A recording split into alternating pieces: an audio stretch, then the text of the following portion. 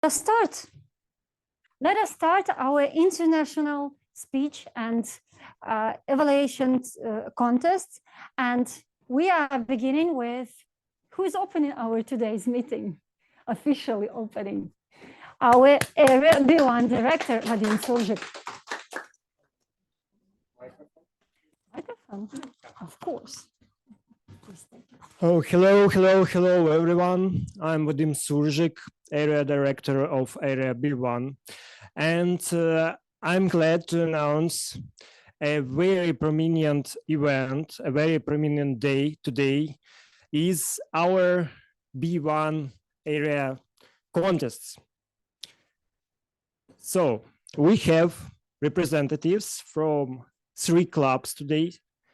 And after the contest, we will know who will participate on the next level, on the international level, where we will have contestants from Ukraine and Slovakia. With this said, I'm glad to pass the control to my colleague, my dear colleague, Area B2 Director Natalie Parubocha, who is chair lady today. Please applause. Thank you very much, Vadim. I would like to wish good luck to everyone here. And traditionally, I would like to start to remind you that you are already the winners, of course, because you represent your clubs and you were the winners at the club levels, and you are already the bravest people here because you participate, you compete, and you are ready to compete on the next level. Having said all of that, I would like to remind you the rules of our contest. First of all, I would like to introduce you very important people here, our organizational team. We see here in Kyiv 2 timers. It's Andriy Shestopalov and Asya. They are seated in the first row. So do not forget to, you can't avoid looking at him. And also we have Tanya Litvinuk online. So please pay attention carefully to their signs, not to be disqualified, because a week ago we had 2 disqualifications. So you have prepared really well. I'm definitely sure of that. And so please do not let yourself down. So please remember that the international speech contestants have 7 minutes to deliver their speeches. So at the first, after 5 minutes, you will see the red sign. Then on the 6th minute, you will see the yellow sign. On the 7th minute, you will see the red sign. That would be displayed till the end of your speech with no indication in case of overtime. So please pay attention. If you are the participant of the evaluation contest, 2 minutes red sign, 2 minutes and 30 seconds is yellow sign, and 3 minutes red sign that is displayed till the end of the speech. So please pay attention and be careful. What do we also have about the international contest that we are about to start? So your speeches should be original, and some borrowed content is allowed, but not more than the quarter of your speech, not more than 25%. 26, 50, 99, you're disqualified. So I would like to ask everyone, so if you hear something that is borrowed and it is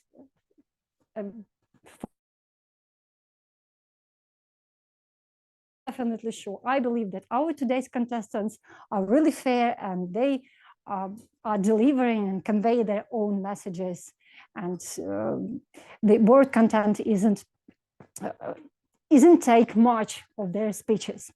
Having said all of that, I would like to invite, I guess, the first contestant.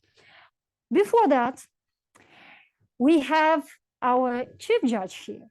And I would like to invite here again Vadim Surzik as a chief judge. Round of applause. And I have invited you to ask whether all judges are prepared, briefed, and present. I confirm all the judges, both online and offline, we have both. As we have hybrid contest today, we have also online judges.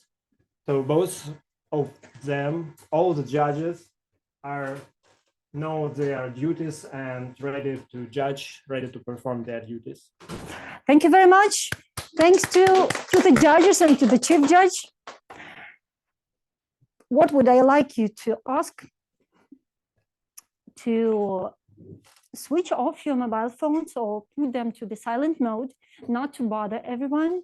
Please remember, if you want to take a picture, do it carefully, not to distract the speakers because it's a contest.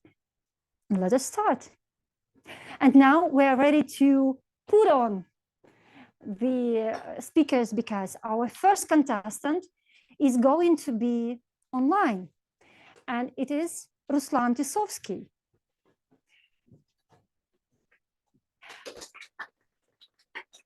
Ruslan Tysovskyi, the day that never comes. The day that never comes, Ruslan Tysovskyi, the stage is yours. Last year changed us, and everything has changed. Today, I want to share with you 3 personal stories from my life that connected to this changed situation very, very much. And the first story about my grandfather. Memories from my childhood are very, very strong. In my childhood, I was very close with my grandfather. I was the eldest grandson, and he loved me most. My grandfather was not an ordinary man, with a very sharp mind and strong body. Sure, I loved him so much too. We spent many, many great days together. Who was ready to go fishing with him every time? Sure, it was me. Who was ready to help him to fix his motorcycle? It was me. I grew up very, very fast. Entered the university and started to postpone my visiting grandfather. And I'm sure you know what it means. One day, I will visit you later. I will call you back a bit soon. One day, I got a call from my mother. Ruslan, your granddad is dead. And something crashed inside me for the first time. Second story about my friend Max. When I was studying in the university, I used to visit the boxing club. I spent there a lot of time. There were many, many people, and we did our hard boxing training. You know this stuff. It happened when I used boxing with one guy, working in pairs. He was not as good as me that time, but month by month, I started to notice that this guy worked very hard and got good results in boxing. He asked me many questions and I tried to be my friend, but I was very, very busy that time. After a few years of very hard training, he got to my level, and I was proud of his success. I remember we went to the bus stop together, last of our meeting, and I asked him why he was such a hard-working man. And he told me his very interesting story. Previous years, he was a junkie and got drugs for many years. He quit it and started a new life. He worked hard because there in boxing club, he felt real life and made new friends, and one of them was me. What an interesting and not ordinary man, thought I that time. We agreed to speak more about it next time. I was very surprised by this very strong man who made his way from junkie to real boxer. Next day, I found out that our club was closed. And sure, I didn't know Max's surname. It was a time without mobile phones. So we never met again. And the last story, maybe not so sad story, about diving. I think it happened maybe 5 or 6 years ago. My wife made the decision to dive into the diving. And me too. We started our learning. It took us half a year or even a bit more. At the end of our course, we got the opportunity to go to the Egypt and passed our exam there and got our diver's certificates. There were absolutely great days with a team of amazing people and our friends, instructors, dive masters, and dive students. The best memories of my life. After my friend dive master told me, Ruslan, the best way forward is to join our team for dive safari next year. And just imagine 1 week on the cool deck with the best dive team, with my friends, diving in the Red Sea. What happened next, I think you know. I just dreamed about it, but I tried to find a way to postpone it. I had no time, I was very busy on my job maybe, and it is a bit expensive, maybe I will do it next year, after next year, a bit later and later. But next year, war happened, and everything changed. I saw many motivational videos and ads about how to live our lives here in the moment, how, and so on and so on and so on. I never paid attention to them. For me now, each day started to be very important. Every friend is very important, and every meeting with close people, with close friends, is very important. I have been working for many years in telecommunication companies. We constructed many telecommunication lines, internet. We developed a huge amount of different devices. And we tried to make our life not busier, but easier. We tried to connect people together instead of disconnecting. Just take a pause, take your phone, and call your friends. Thank you. Thank you very much. Thank you very much, Ruslan. And now it's 1 minute of silence for the judges to make their choice.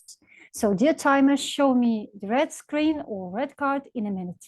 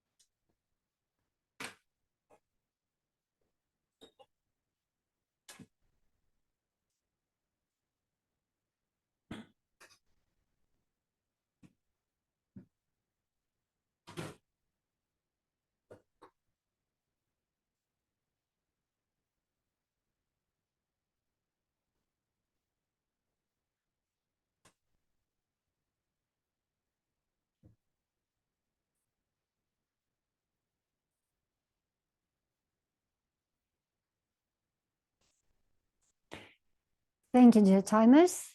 And let us have our next participant here. Yuliia Tymoshkina, test drive. Test drive, Yuliia Tymoshkina. Thank you. Hands and a microphone. May I help you? Have you ever been on a test drive? Please raise your hand if so. I see the majority have. I'm with you. And here is my story. I can hardly remember when I came to Kontraktovo Square that weekend when the Korean automaker Kia Motors was holding the Kia Days in Ukraine.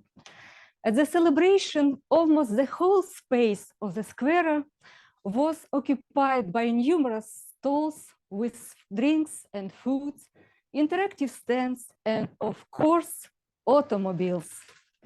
Brand new, shiny cars were stood in a row waiting for customers.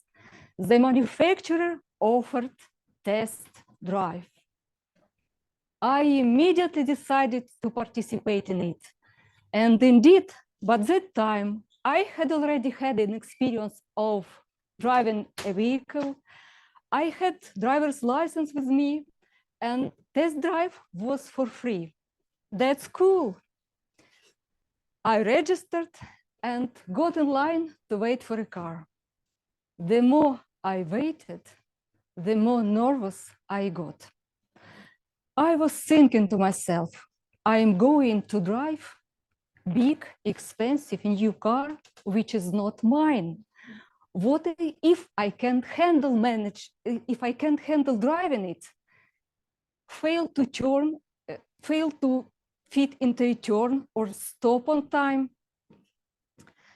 By the time the car arrived, I was shaken. The instructor was very confident. That fact calmed me down a little. However, what happened next turned me into a stupor. No sooner did we have fastened our safety belts as 3 more people got into a car.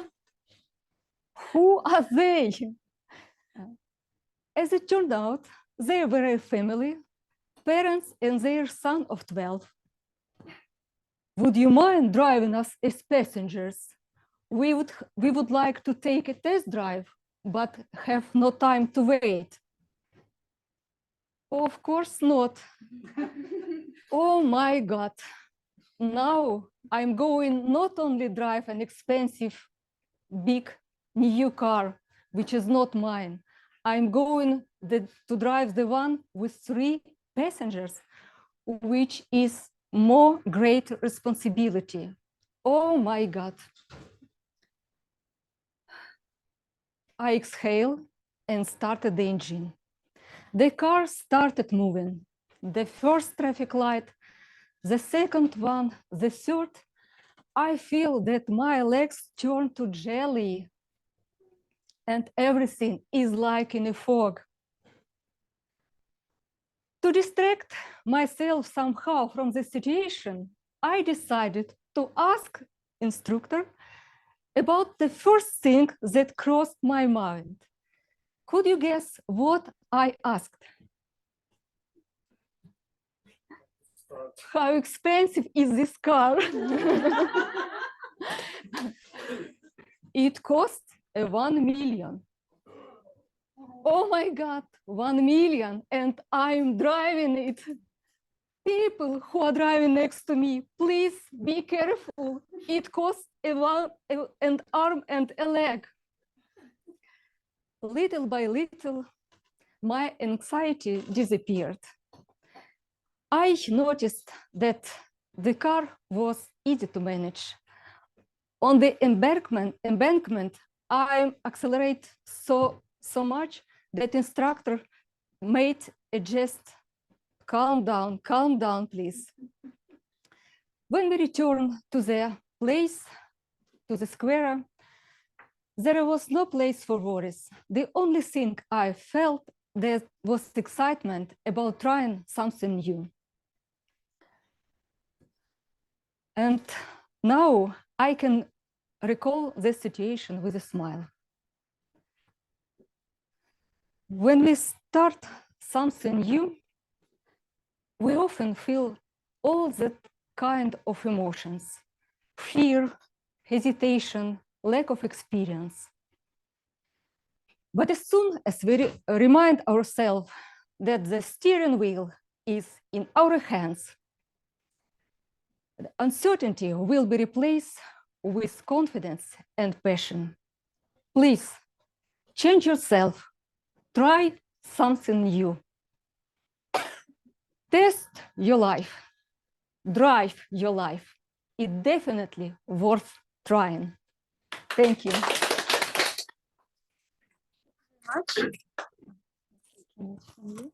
Thank you. 1 minute of silence, please. Waiting for your red screens.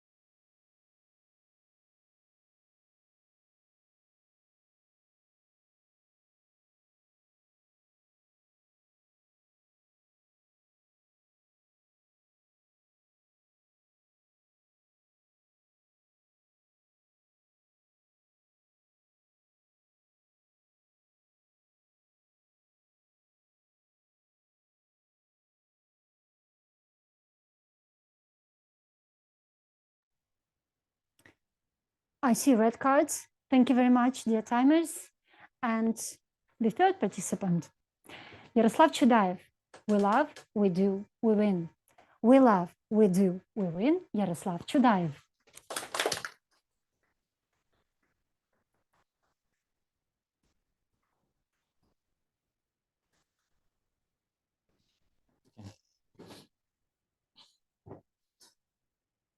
Hello, my dear friends. Hello, my dear Toastmasters. Today, I want to share some important thoughts with you. And these thoughts, I think, could be pretty important to most of you. The thing is about being a Toastmaster. What does it mean to you, being a Toastmaster? Can you name just one serious reason why have you become a part of Toastmaster? Just yes or no? Yes. 5 yeses, 6 maybe. That's all. 20 people. It's not about funny. You see, now through 6 years of my experience being a Toastmaster, I realized now I have the answer by myself. I can answer this question. And happened it not so long ago.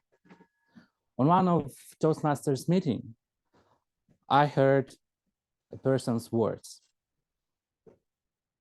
I'm a great Toastmaster. I'm not afraid of stage. Wow. I looked at that person and thought, being a Toastmaster, it doesn't mean not afraid of a stage. What the hell are you talking about? But then realization came to my mind. Do you know this feeling when some answer is somewhere near, but you can't grab it? Well, at that moment, when I heard those words, my brain answered this question and puzzled this my answer. And I realized, why do I love Toastmaster? You see, try to imagine how many conflicts were there in our Toastmaster Ukrainian community last few years, maybe. How many conflicts? Oh, dozens. Truly dozens. Little conflicts, serious conflicts. Couple of these conflicts happened to me and my club. And there were some moments when my club friends could become closed just because of these conflicts. Through some times of experience, I realized what were the reasons. And the reasons were we Toastmasters can speak, can present information, our thoughts. But the problem is we can't listen. Most of us can't listen. That was the problem. I caught myself on a thought that I'm the one who couldn't listen. Okay, let's talk about other example outside the Toastmaster community. My dear friends, have you had or do you now have conflicts with maybe friends, co-workers, parents? Always. Well, I want to confess, I had such a problem with my father. Through many years, I couldn't talk to him without hatred in my eyes. You see, I didn't want to communicate to him, but I realized that this is a problem. One day, I came to him and started a dialogue. And you can't even imagine. We communicated without any problems. He listened, I listened, we talked, and that's it. It was too easy. Then we have such a dialogue once more and once more and once again and many times. And then just imagine my father started to communicate with my mom again. Wow. They started to listen to each other. And the reason was because I realized that we can talk, but we can't listen. We need to learn how to listen.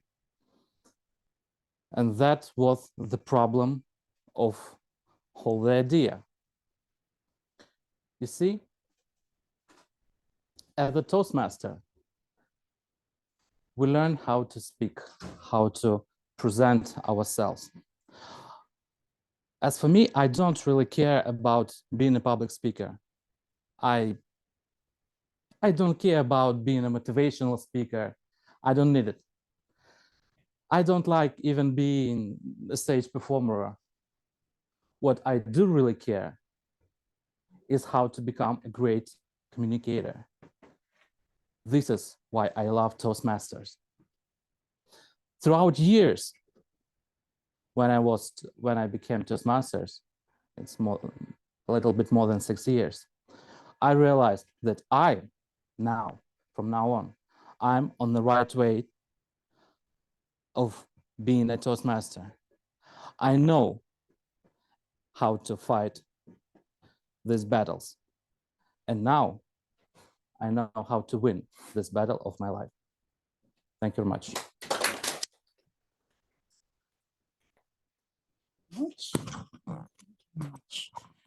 1 minute of silence for the judges.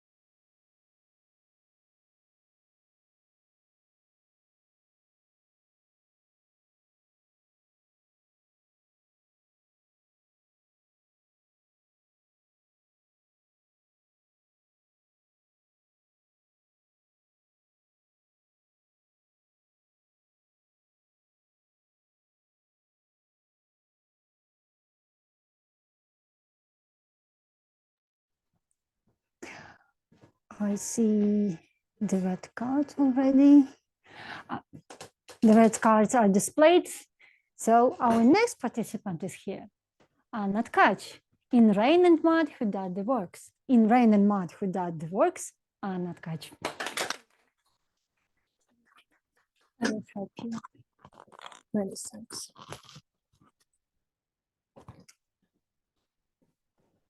Do you know that you have one thing which keeps all your secrets all time? Your unholy messages from exes, ex-boyfriend or girlfriend, strange photos with besties, and a really strange card history, debit and credit cards. And what can it be? What do you think? It's a simple item. It's your mobile phone. And you know, you can forget to wear your jacket or forget to wear your skirt. Maybe girls know the situations, but your mobile phone will be with you everywhere and every time. You know, I received my first smartphone at the middle school. It was a very cool Samsung smartphone named Samsung Le Fleur. I can show this one. Pretty good, yeah? With flowers on the back. My favorite phone. And you know, for me, it was really interesting to understand how it worked inside.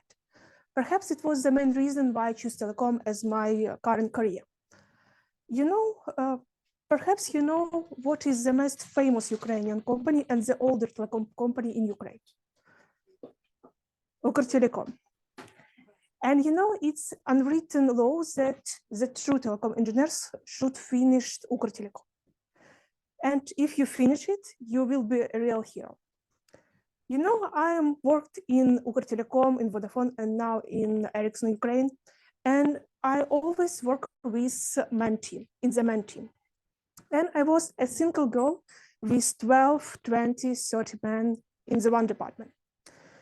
And at the one hand, you have one main advantages of it. At first, you received a lot of compliments, a lot of attention from men. It's really cool. But at the other hand, I received a lot of questions from my parents. Anya, you 20-year-old woman, you work with men. Why are you still unmarried? When we will meet your future husband? Seriously, mom, I'm just 20 years old and all my colleagues are 40 years older. And what we see now, my boyfriend is 40 years, Timur. Yeah, very cool situation. And you know, perhaps women can understand me. When you work with men, you should be better of the best. Just imagine situation, you received a request from other department, and you will be the last one who will be asked for in part of this request, because you are women. I don't know why. And what I do in this situation, at first, at Vodafone Ukraine, I have 3 night works per week. I had more than 10 business trips across the Ukraine per year.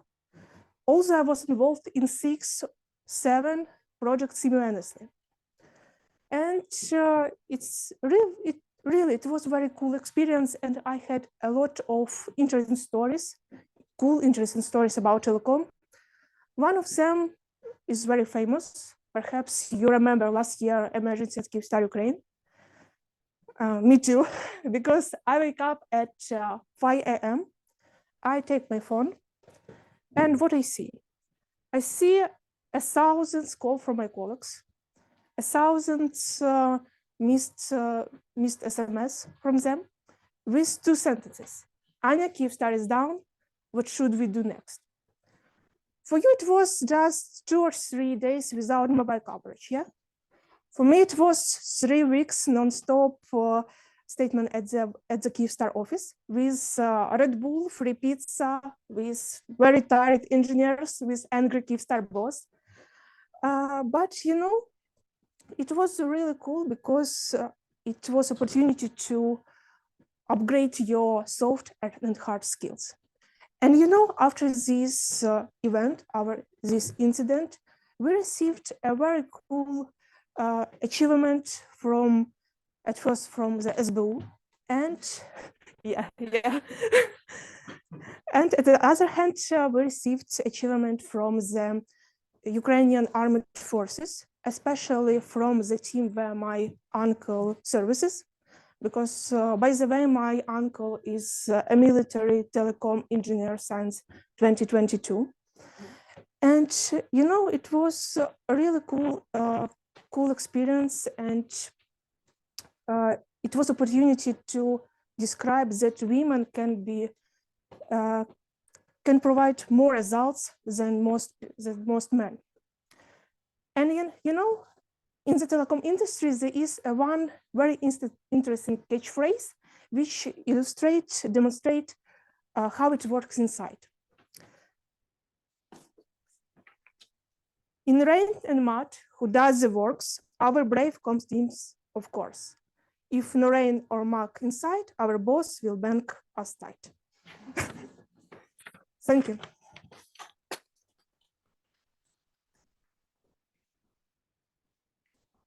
Thank you so much. Thank you. Microphone and shake of hand and a minute of silence. Thanks very much.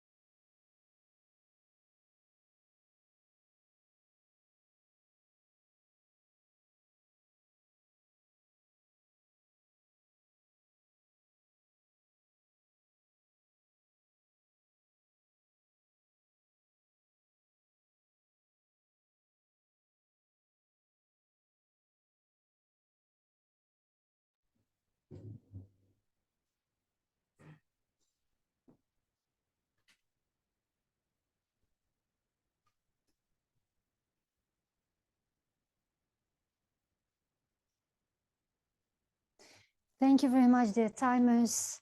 And now the time has come for our fifth participant, who is Kateryna Malko. Kateryna Malko, no one cares. No one cares. Kateryna Malko.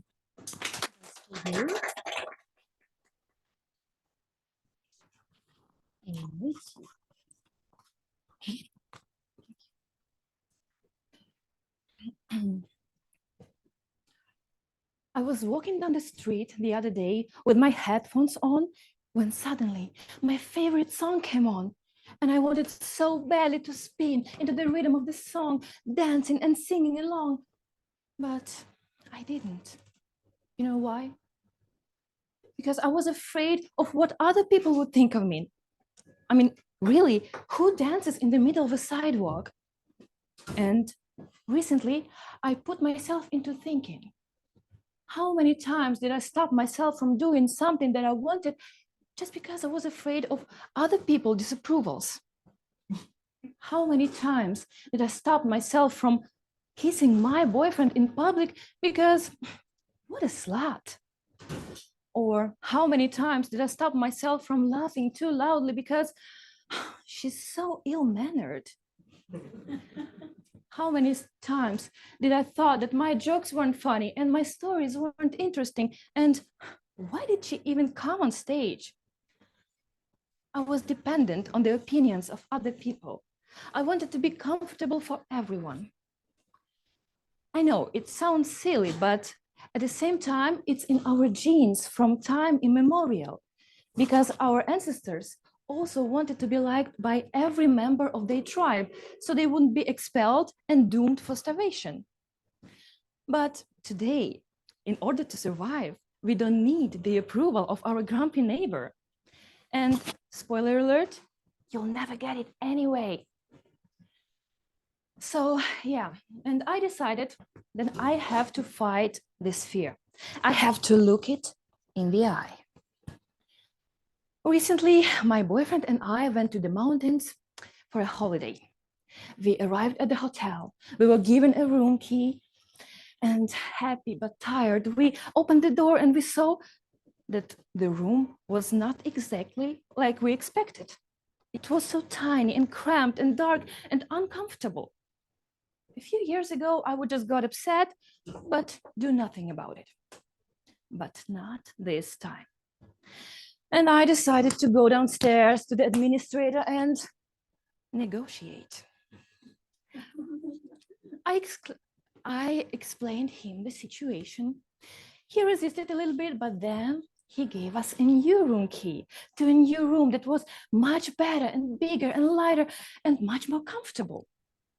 It turns out that standing up for yourself is not always that scary. And my boyfriend even said, when I grow up, I want to be you. And you know, in such kind of situations, I always remember about 1 year rule. Have you ever heard of it? No. This rule sounds like this. When you find yourself in an uncomfortable, unpleasant situation, then just think, will that bother me in a 1 year time?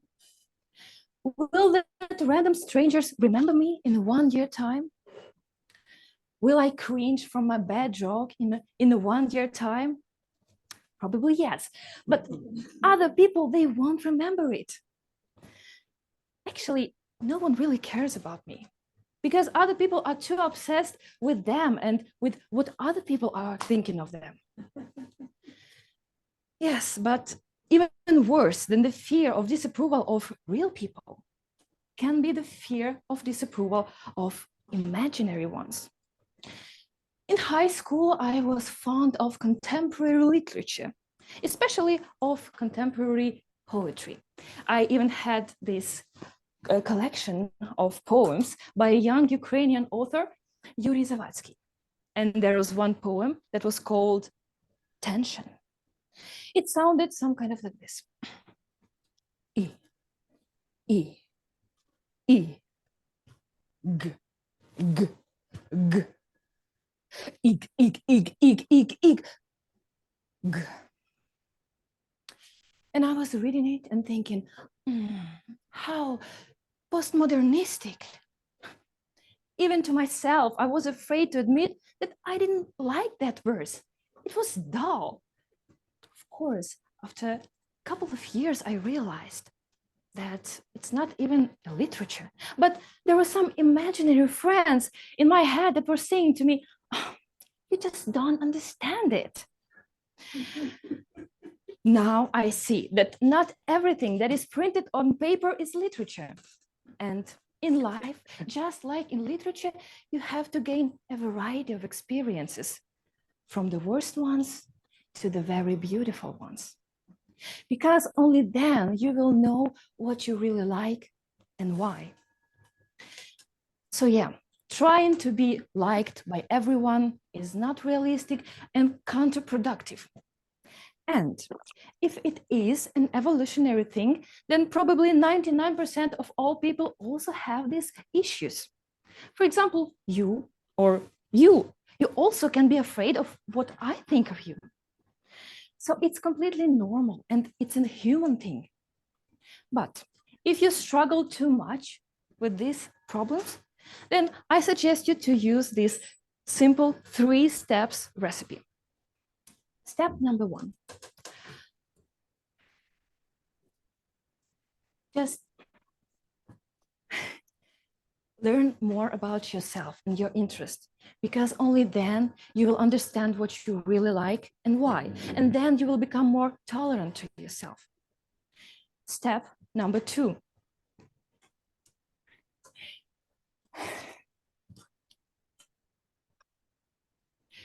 You have to look your fear in the eye, because it's the only way. For example, just talk to the taxi driver. And the last step, just realize no one really cares about you, especially your imaginary friends. Make it your mantra, and life will become much easier. Thank you. Thank you. And the minute of silence again.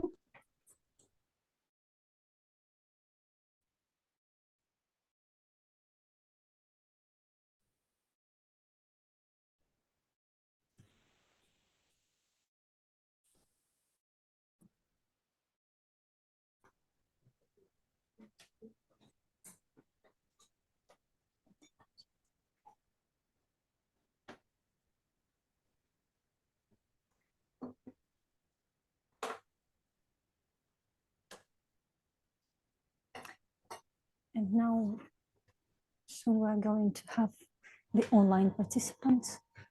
Please.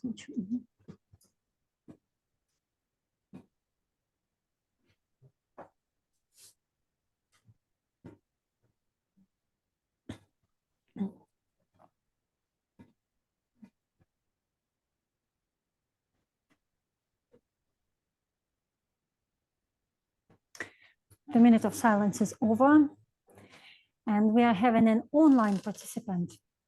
Rochelle Rice, on the outside looking in. On the outside looking in, Rochelle Rice.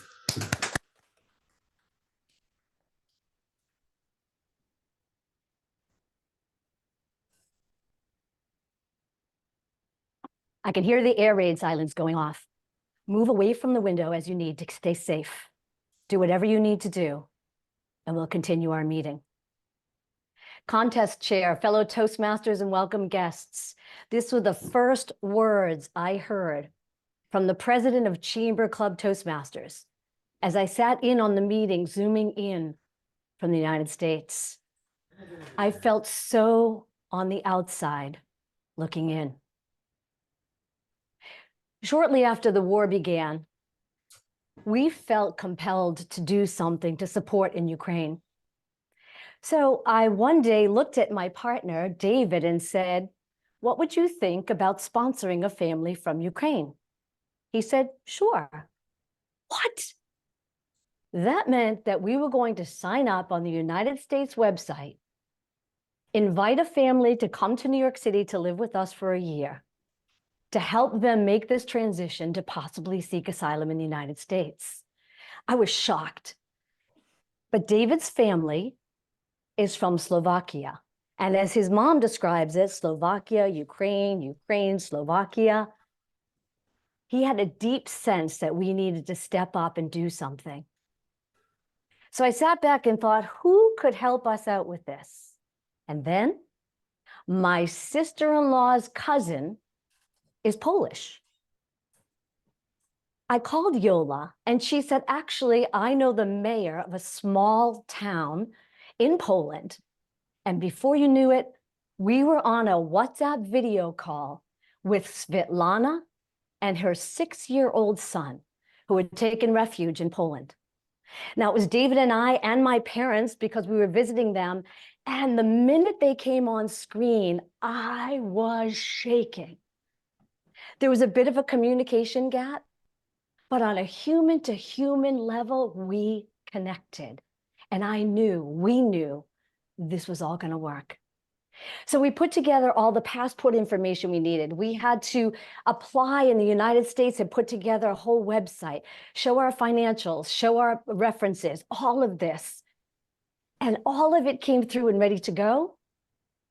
But Svetlana decided to return to Ukraine to be with her husband, Dennis. We were happy, very happy for them, and at the same time devastated because we wanted so much to help. So I continued my journey in an effort to help when the first international president of Toastmasters said, "Hey, there are clubs in Ukraine." What? How did I not remember that in an organization of 270,000 members, that there would not be some Ukrainian clubs? She sent me the links. I started looking up. First, it needed to be an English-speaking club because I don't speak Ukrainian. And second, it had to be at a time that I could match up from New York. I came into this club and I was amazed. I felt maybe like an outsider looking in, but I realized perhaps just my presence was enough. I listened to the speakers. I listened before the meetings would begin as they shared their stories about the war. Some were in darkness. I remember one day, one woman saying, "Yeah, no hot water today. No, that's okay." I was in awe, watching and listening as the people of Ukraine and of the Chamber Club were going through this unfathomable crazy, ridiculous war day after day. I decided to reach out to my Bryant Park Toastmasters Club. I asked, we should try to bring ourselves together. We should have a joint meeting. Both clubs agreed. I am a member of Bryant Park Toastmasters in New York City. Both clubs agreed, and I asked my fellow Toastmasters here in New York to consider the virtual banner of the Ukrainian flag. We prepared, we started logging on, and I was amazed. My colleagues here put their banners up. And as our friends from Ukraine came on, the screen was full of yellow and blue. I had forewarned my friends here that, listen, some people may be in the dark. Air sirens could be going off. There could be some changes where people are losing internet connection. You may feel like you're on the outside looking in, but trust me, your presence is enough. I remember Alexei giving his speech in the dark. I remember the quick change around of some of the speakers that we had to do. But my colleagues here were amazed to have a look inside the lives of our Ukrainian Toastmaster colleagues. When the meeting was over, so many people texted me and said, wow, we see the news here in the United States, but to be able to be with people from Ukraine, this was an incredible experience. Even if I was on the outside looking in, they deeply understood that their presence mattered. I have unwavering faith in the people of Ukraine. I know someday I will be there in Ukraine and get to hug all of my new friends that I see week over week. No matter how long this takes, no matter how much we have to go through as human beings through this war, through this world that seems so crazy at times, I know if you ever doubt that you are one on the outside looking in, always remember your presence does indeed matter. Contest chair. Thank you very much. And now we're having 2 minutes of silence for the judges to make their final choice. Can I help you? А что ты тримаешь?